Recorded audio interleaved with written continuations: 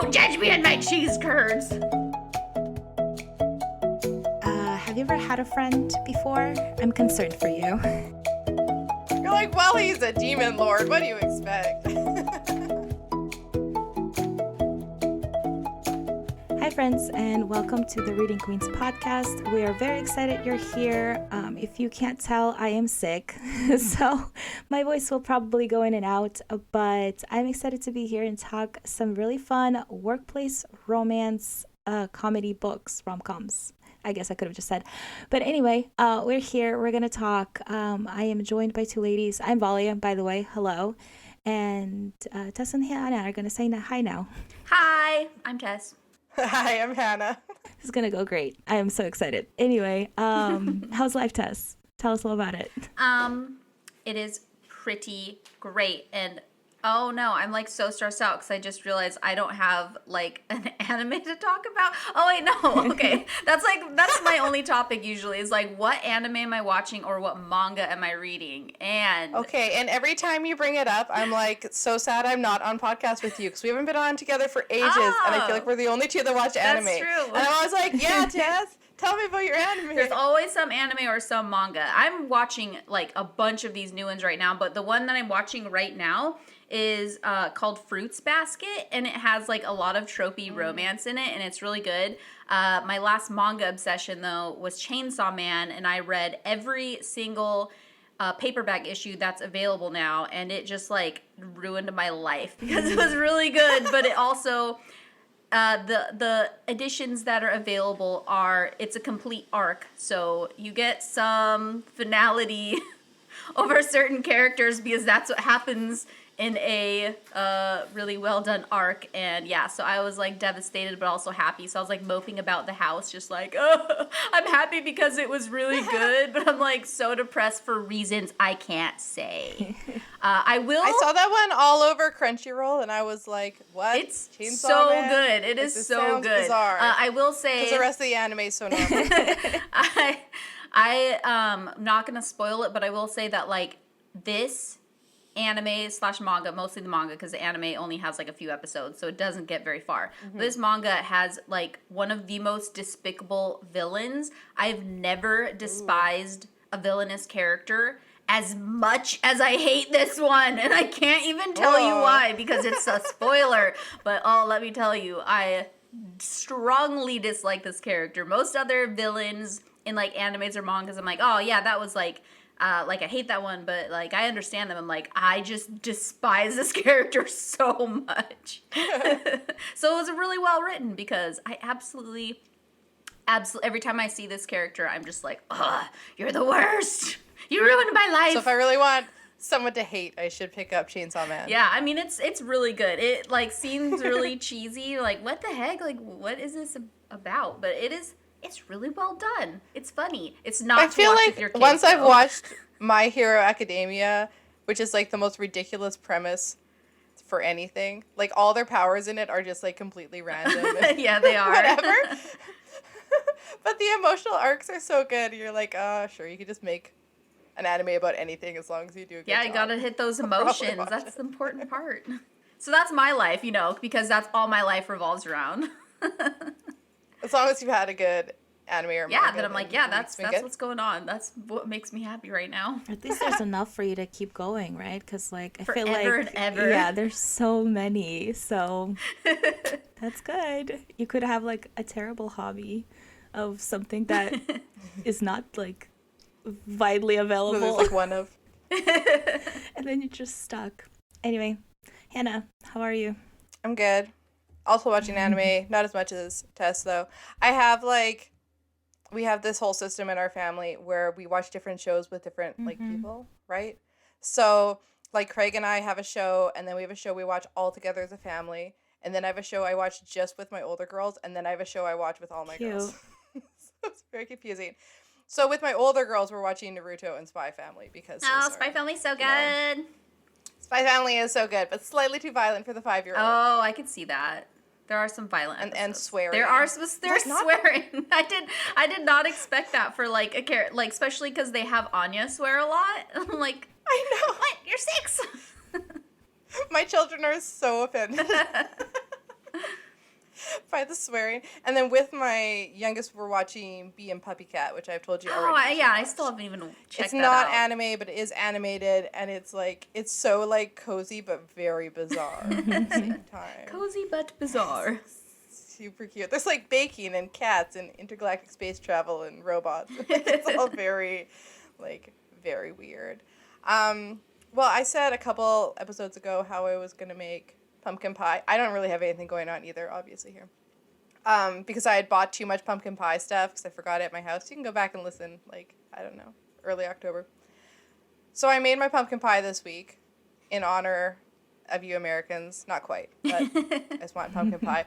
And then last night, I was like, I just need to make enough whipped cream for, pumpkin pie for me and my husband. I didn't care, didn't want to make a big thing of whipped cream. And I thought, what would be easier than getting out my whole mixer would just be to use my little milk frother thing. I got, a little handheld one, and it's got a little whisk attachment. Oh. I was I'm just going to do that. So I poured some whipped cream into a bowl and turned on my milk frother and literally got bits of cream in a 3-meter radius. Oh, no. From me. I was covered in it. There was little bits all over my kitchen and the window and everything, my plants. Oh no. And that's when my daughter came upstairs. It was the bathroom and she was what is going on? It's laughing hysterically in the kitchen. Then I put it in a mason jar and it worked a lot better. Yeah. Oh. So that's my story. But It's a great story. Adventures. my great story. Yeah. Adventures. I have one of those too, Not much going the on. little whisker things, and I feel like the first time I used it, I did not anticipate just how powerful it was going to be. Oh, yeah, I did that too. You have to have a very specific shape and size of, vessel. Let this be a lesson. Just a PSA for And, you people I out know there, in that. case you want one of those. They're not just little dainty whisker things. They're powerful. Especially if you get a good one that works. Because I've had ones that do not work, and I'm and I just threw it away. But I have one that actually, it does work. It's really, really good. But yeah, you got to watch out. You're trying to froth some hot milk on the stove with that while it's nice and warm. Gotta watch for that. Gotta watch out. Luckily this cream was cold, or else it would have been less. Yes. That's my adventures in baking. I don't know, and I'm working on my book. I am not on pace for NaNoWriMo. I've been But trying. you're doing so great. I'm just not that fast.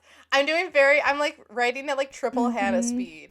So it's really good. But it's been nice because I dictate when I write, so I go out and hike for an hour and a half every morning most of the time, and it's been nice to have a reason to get out. Yeah, that's great.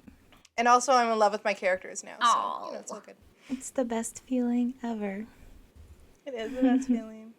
I'm I can't wait for you all to meet them. Hannah, I actually was thinking about And you the other sad. day because we watched Disenchanted because that just came out. Oh, I haven't watched that one yet. Well, there's one little part where I don't remember who says it, but she's talking about, oh, it's so cute, or they're talking about the tree house. They're I knew it was a tree house, but it was but this is a tree house.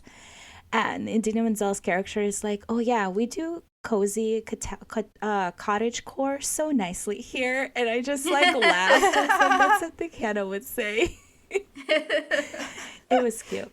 Welcome to the cozy cottage. It was adorable. I was I like it. yes, the cozy feels. I love it.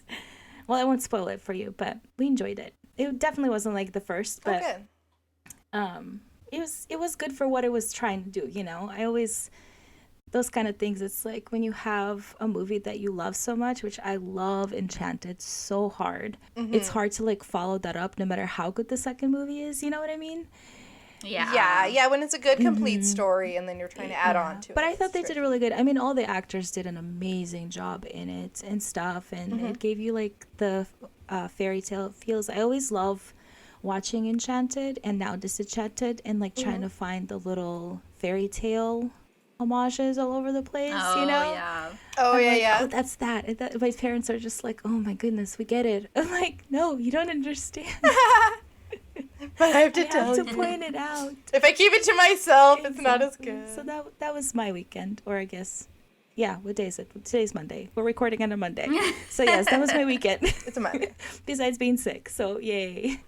I should watch them both with my girls. I haven't yet. Aw. But they loved Godmothered, and I feel that's a similar Yeah, it does vibe. kind of have a similar feel. Yeah. Fairy tale people in the real world. Yeah. That works. Anyway, speaking of fairy tales, which are books, let's talk about books. And not But fairy tales. which we could have, because all three of us write fairy tales, but this is not that episode. It's true. So today we're talking about workplace rom-coms, which have become more popular, I will say. I feel like I see way more of those now. But, you know, we just love them. So it's fine. Write more. I'm okay with that. I'm not complaining. I always laugh about it because I thought, like, I was going through a stage where I'm like, I should write a rom-com. I was like, workplace rom-coms are like my favorite. But you know what? I have never in my life worked in an office. Either have I. I have like no idea. I'm just like basing everything I know off that's romance hilarious. novels. Like I have no idea what it's actually like. I was literally like, thinking okay, the and same thing sitcoms. the other day. I was like, you know, it'd be a cute. Yeah. I have this cute workplace rom-com idea. I'm like, but I actually don't know how offices work or like what a desk job is like. So I'm like, scrap that. Never gonna think about that again. That's funny. Nope. But some of these authors, sometimes I read them. I don't think they've ever worked either. It's fine. I seriously worked in so many places. I could probably write a rom-com for like every possible industry at this point. We just need Valia as our There you go. I'll be your sensitivity reader for workplace. for workplaces. This is what offices are like, works. Valia. Mine was actually kind of different workplace romance, but I'll talk about that in a bit.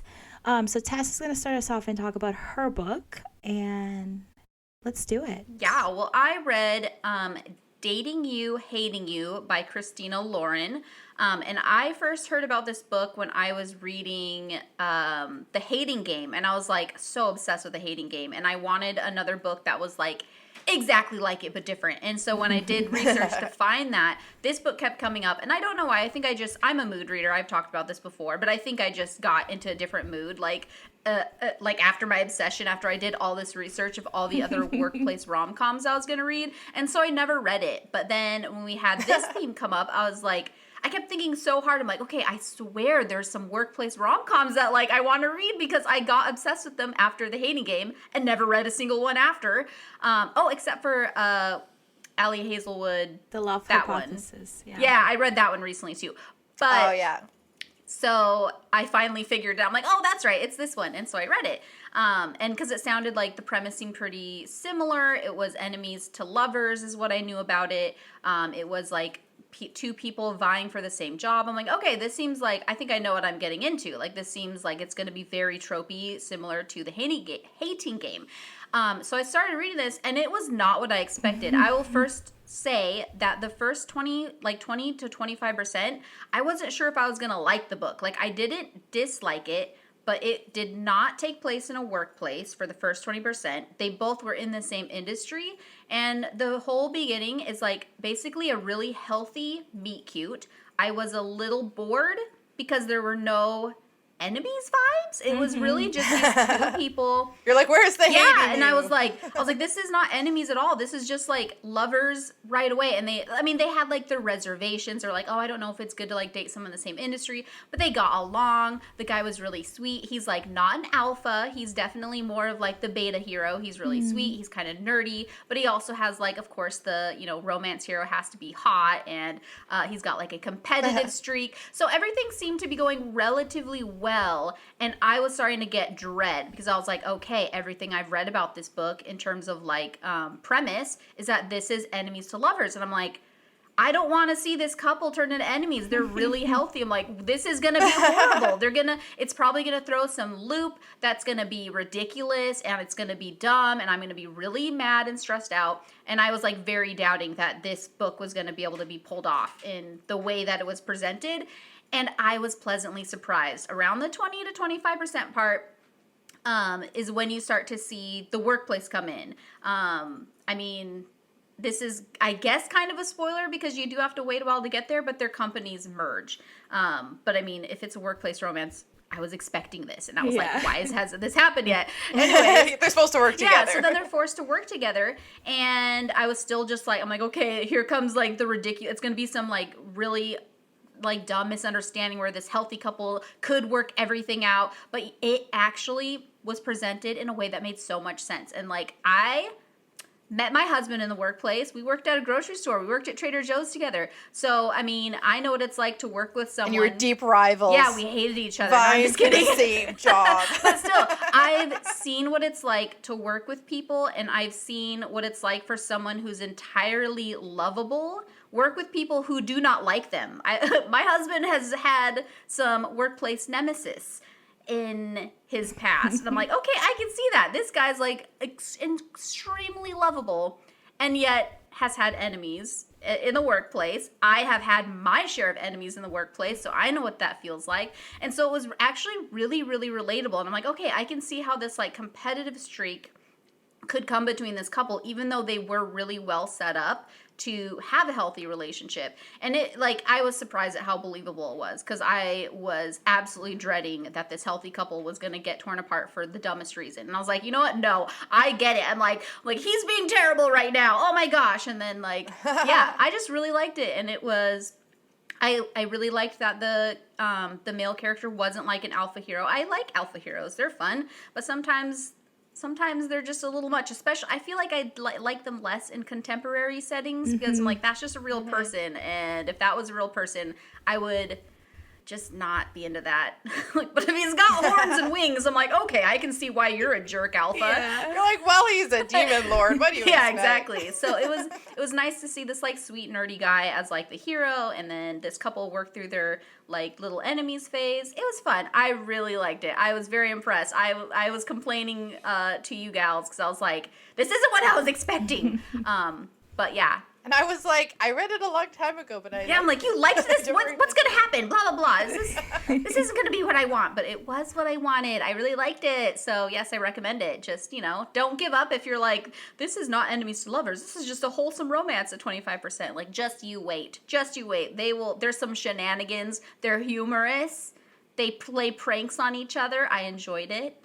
But yeah, that was my book. I like the pranking rivalry like trope. Yeah, I think it was funny, even though it's childish, but you can like see how it like escalates. You know what? Things without it being like too like, I don't know. Okay, coming from the workplace at grocery store, sorry to throw you under the bus, Trader Joe's, but yeah, there are shenanigans in the workplace. I could definitely see some ridiculous pranks happening. Did I ever play them? Yeah. I don't remember, but would I? Probably. If you were in this situation. I probably would. I like a little bit of petty sabotage. That's funny. But was it your first Christina Lauren book? Or I read another one, and I don't remember what it's called. Oh, something about like a vacation. The girl eats cheese curds. That's all I remember. Oh, that's funny. The honeymooners? Yeah, the unhoneymooners? That's what it is. Girl The eats unhoneymooners. cheese curds. I remember the cheese curds, which is That's funny the only because important part. the whole part, the misunderstanding or whatever that hinges on them disliking each other is because he like sees her eating cheese curds and she interprets that he like scowls at her and thinks that because she's like a curvy girl eating cheese curds that he was judging her. And I was like, yeah, that's super relatable. I feel like I'd be like, don't judge me on my cheese curds. So yeah, that was memorable for me. I loved it. I thought that was funny. That's hilarious. I think you should read Josh and Hazel's Guide to I have Not that Dating. one on my TBR because you recommended it and I still haven't gotten to it. I think so that's the only one I've read by them, and I listened to the audiobook of that one. And I think that the audiobook added to the chaos of the main character because she's so she's so very chaotic. And I really enjoyed that. I was like, this book is so fun because I could just feel the chaos coming off her. And he still loves her in the end. It's so sweet. I always love that. When I talked about this on the last podcast because we did sports romance. And I was like, I really just love a good, nice guy because it's like contemporary, right? So it's like the same thing you said, Tess. Mm-hmm. Like it's like so nice. But I also really love when you get these love stories where the other, like the girl is super just like eccentric or chaotic or just has something. And he's just like, aw. It's just like, oh, nice. I get that. I feel like we all maybe feel like we're a little too much sometimes. Yeah. And you want someone who will like Yeah. appreciate that. Well, and like not be going back to scared. Disenchanted, this is not a spoiler. She does this in the first movie, but she sings, right? And in the first movie, he's just like, Yeah. ugh, we're singing again. And in this movie, he's just like, he's just like smiling at her, just lets her do her thing, and the look on his Aw. eyes. He's like been married to her for Yeah. long enough that he's like, He's just that's like, how she this is just her, and I just like love that so much. And you get to see that a lot in contemporaries because it is real people. So sometimes it's like, I don't know, I love it. Anyway, Hannah, my voice is giving out. Your turn. Wow, that is a good segue because that is how this book is. It's like like a grumpy sunshine where she's quite eccentric. I don't know. She's not like that much.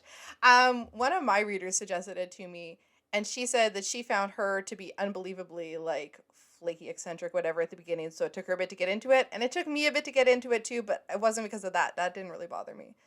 So it's called So That Happened by Katie Bailey. And I've read 2 other Katie Bailey books, and both of the other ones I read in like a day.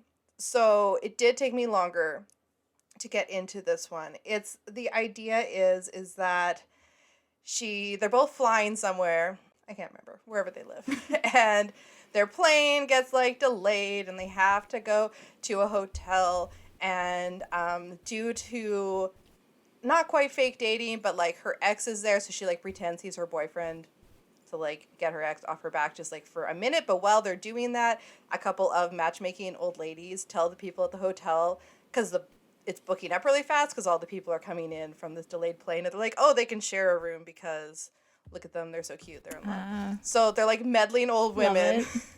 And then by the time they get there to check in, all the other things are full. So they have to share a room, obviously. There's only one bed, obviously.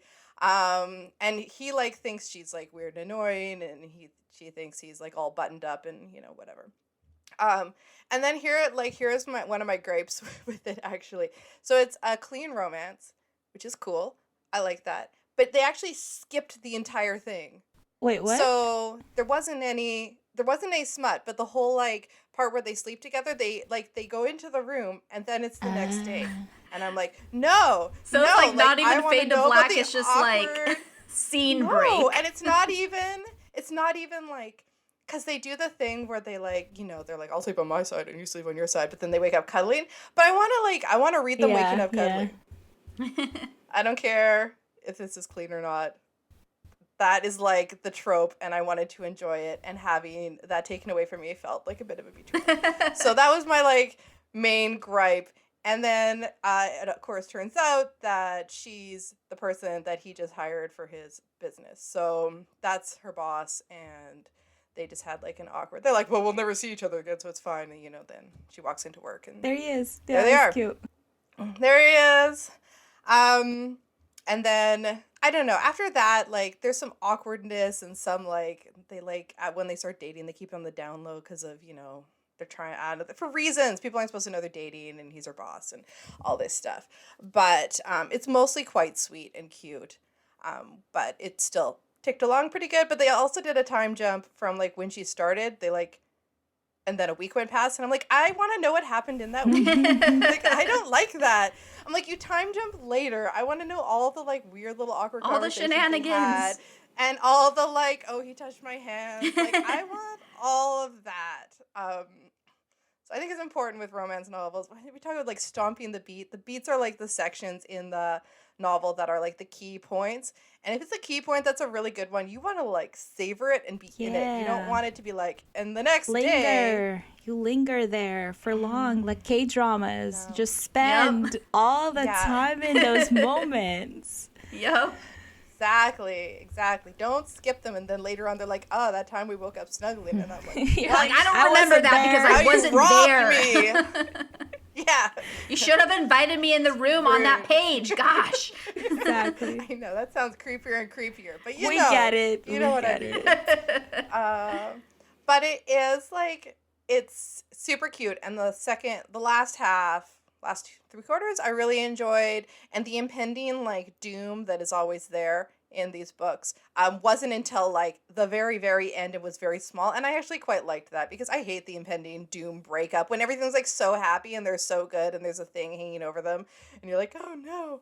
But when I realized that it was at 90% and hadn't hit yet, I was like, okay. I think mine not kind of gonna be, had like, something like a that big too, because thing. they already had their like separation, and I kind of like that. Like, okay, I love the traditional fantasy or romance where it's like, you know, there's the dark night of the soul and the whatever, and it's like, I mean, blah, it is blah. stressful and I hate it, but I also love it because it's, you know, it's a conflict and it keeps me like racing toward the end. But I really appreciate that mine did something similar that yours did, where it was like, it was definitely conflict, but it wasn't necessarily between them. Like, it kind of was. And their grand gestures, they kind of like did their own. Like, they kind of had grand gestures of their own lives. Like, instead of it being like, oh, I have to like win you back, it was like they both kind of made decisions and went like, there was kind of a villain character in this one. Like, Hannah, you probably remember. I like that she had her own, she went and did her own thing with her girlfriends to kind of like get her ending or whatever. I don't know. It was cool. It was different. Like, it really subverted my expectations in like a really good way. Because sometimes that happens, you're like, that was dumb. I wanted this to happen and it didn't. Yeah, it's unsatisfying. Yeah, but I really liked it. It was fun. I love seeing when books do something a little differently, but they do it really well and show that like you don't always have to follow the rules. Oh, my kitten is back. The formula. My kitten. Yeah. In my way again. There's her butt. You guys can't see it on the podcast, but my kitten. On the other hand, I think I've talked about this before. I did read one romance where everything was completely resolved by the halfway point, and then they were just happy for the rest of the book, and I couldn't enjoy it because I was just waiting for something to go wrong. Yeah. But nothing did. It's just like, Anyway, the other thing about this book that I liked, that I thought was fun, is that he's like a very buttoned up, wears a suit all the time, and then it turns out that he has like full tattoos on his arms and torso, and I was like, ooh, That's fun. fun. You don't know because he's always wearing the suit, and I was like, that is hot. I appreciate it's cute. it. My husband has no tattoos, and I don't really want him to get any, but that doesn't mean I don't enjoy them. Yeah. In fictional men. As noted by the fact that every character I've written. Yeah. All my guys. Oh my gosh, I didn't even think about that. It's That's just funny. fun. Yeah. Especially the one I'm writing now. Love it. Oh. Love it. It's part of the magic system. Oh. Those are my favorite. All of my But- tattoos that I've ever written are all part of the magic. It makes it fun. It does. It's so fun. That's really cute. Anyway, so like Tess, I recommend it, but like just be if prepared. you're not super into the first 25%, it'll pick up. And Katie Bailey, don't skip scenes like that again if you're listening. Yeah, no kidding. It's rude. It is rude. It's like only doing half of a trope. Like you get excited and then doesn't deliver. And they're Come like, but I on. wanted to enjoy that. Yeah. The fake snuggle. I know. The fake snuggles are the best. So good. Anyway, I read a book. Anyway. It's called Love Unexpected by Jenny Proctor. And this is the second book in like this group of friends series. So they're obviously all standalone, but you know, like you see other people. And I just read this one. I haven't read the first one. But anyway, this one was kind of different for rom-com or workplace rom-com because the workplace itself was different. So she is a what is it called? A computer programmer. And she works for this huge YouTube star. So he has like a whole channel and he does like all this stuff and he's been around forever. And she has watched him from the very beginning, like when he was like a little YouTube person. So she's had like a crush on him basically for years and years and years. And then he was looking for more people to bring onto his team. And so she applied for the job. And so she moved to this town just for this job. And now she works for him. And he is probably the most like nicest guy on the planet. He's just like very relatable and he's super nice and he will like walk around, talk to his employees because they all kind of have like an open floor plan, you know, like that whole thing, like a new workplace, whatever trend. But she has like really terrible crippling anxiety. And so she has a really hard time talking to him in person. So that kind of like starts this whole thing. So what she does is that she messages him on Instagram from her old account and is like, here's a band that you love and I love. Let's talk about it. I did an art thing about it. And so then they connect. And the thing that I love about this is that like all of his best friends like know that this is her, because she had to actually get like the best friend to let the social media let the message through, kind of thing. So she like asked, like there's a couple of people that know, and so she asked them, and they're like, oh, we have to bring this person in. Then they had to bring this person in. So it's like literally all of his best friends are like scheming with her because they know how perfect she is for him, but he's just like, he already has a girlfriend, blah blah blah. And I will say this now, because this is something that I really hate in romance books sometimes, is that if there's like already a girlfriend in place and the other person like comes in and breaks them up. That didn't happen here. Like he was already thinking of breaking up with her, and he breaks up with her even before anything starts with like the online messaging and stuff like that. So I was like, I appreciated that. So I wanted to say that. So anyway, so that's like the premise, and they start talking, blah blah blah. So then anyway, there's something that happens that he puts together this idea that he wants to go meet her, and he announces it on like a live. And so now basically she is going with him as like a co-pilot for this road trip to meet her. Oh my gosh. And it's great. It was really fun. The most of the book is the setup for the road trip, and the road trip doesn't take very long. It just it's only a couple of days, so it's not like a huge road trip, but they take a little longer because they have to stop at like the sponsored places that are, that his manager set up and stuff like that.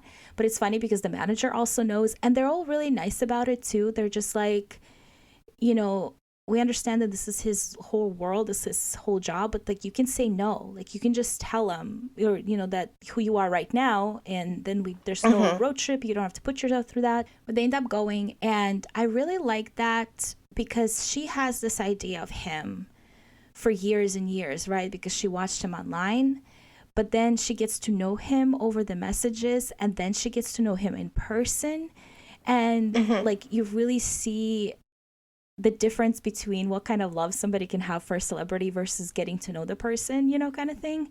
And I like the way they handled that it wasn't just like her being infatuated. Like she genuinely falls for him because of who he is, not just on camera. And I love that. Anyway, it was cute. It was super fast read for me, and I really liked it. There wasn't really like a huge big fallout, stress. Like there was not a lot of stress, okay? And I needed not a lot of stress in my story. And I really enjoyed that. Makes sense with the plot. If like the whole point is like the reveal of who she is, it's not like they can like that's the tension, not like a fight they're having or something. And it's just so funny. I cannot get over the fact that all of his best friends knew. It's so cute because they'll be like having dinners at one of their houses, whatever, and she's there, and then he shows up, and the best friend's like, I'm sorry, I didn't know he was coming. And she's like, it's fine. He like, you guys have been friends for like 20 years. Like, it's fine that he's here.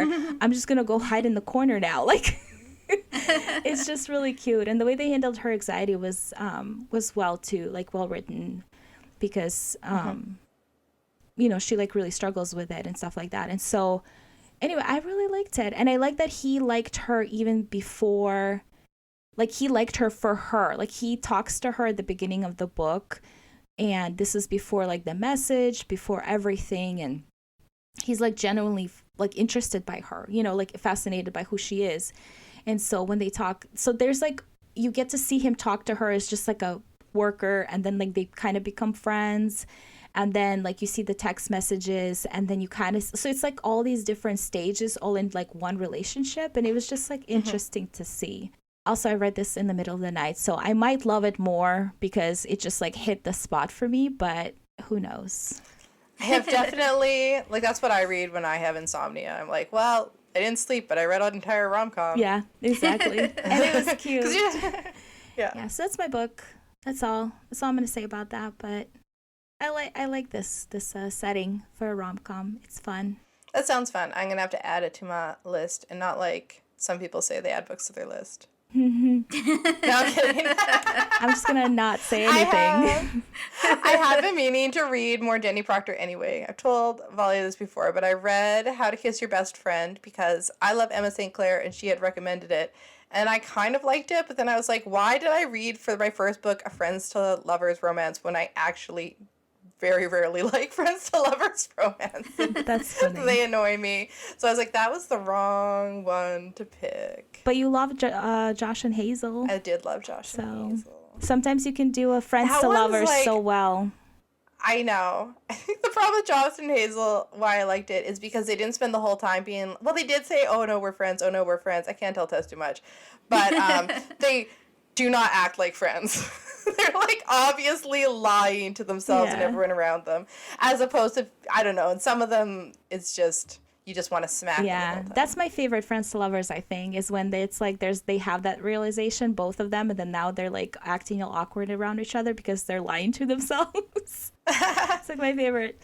Like, no, I can't. I saw this book recommended to me on, I don't remember where it was, but I was like, ooh, this actually sounds really cute. And it's a friends to lovers. And I'm like, I think this one's going to be a hit for me. I have to look it up to see what it is so I can tell you guys. But it has definitely those vibes where like, oh yeah, they like each other, but they're very much lying about it.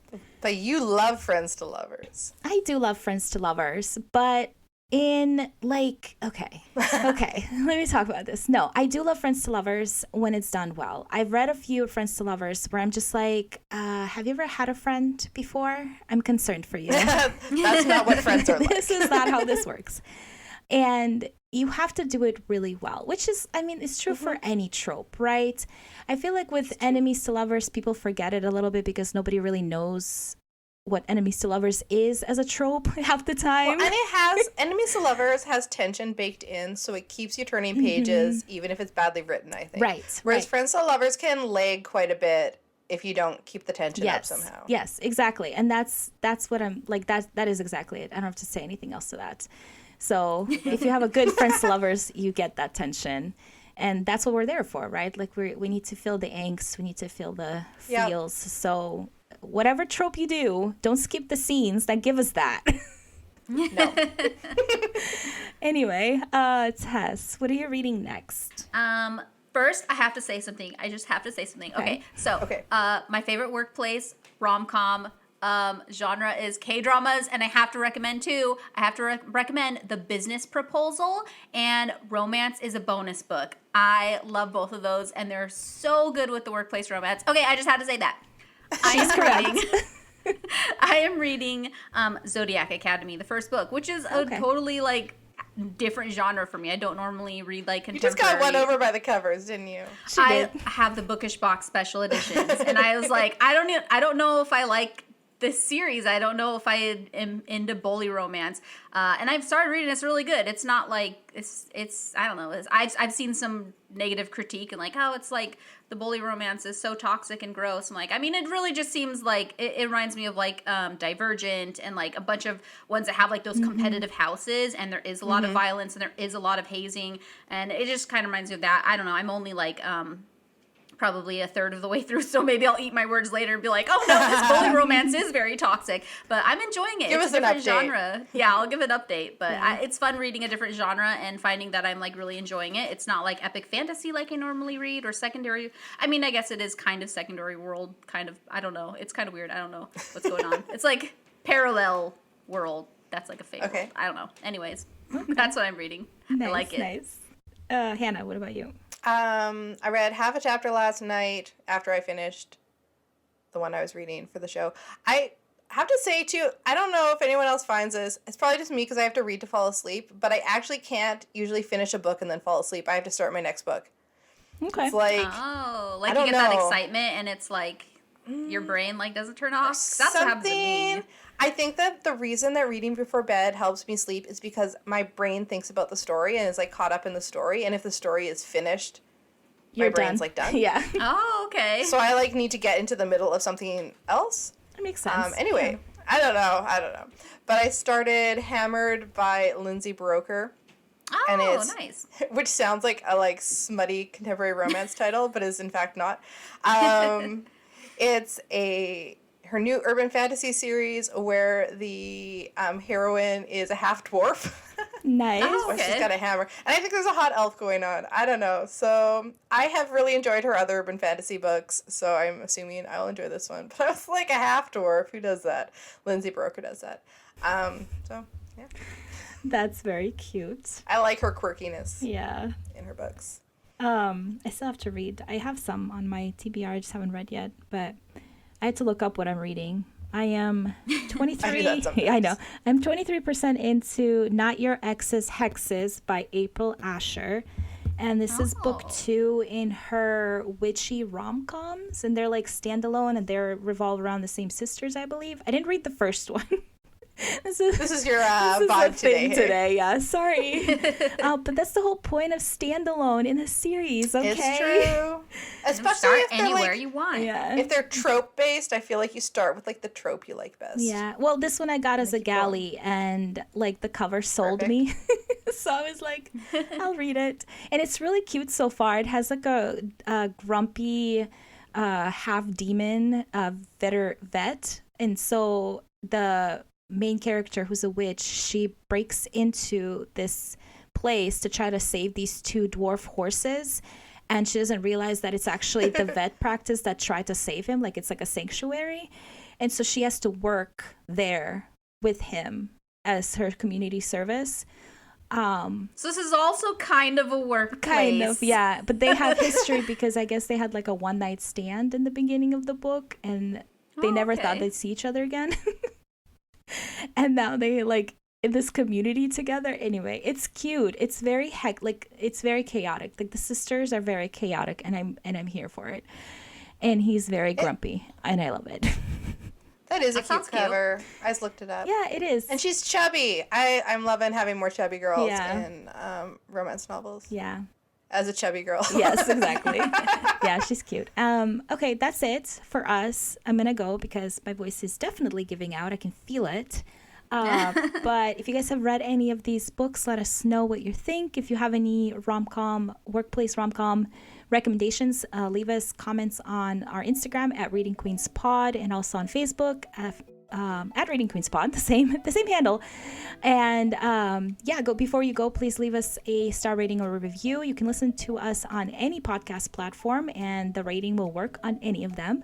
And then be back next week for another fun conversation, because they're always fun, and hopefully I will still be alive. That is all. Bye.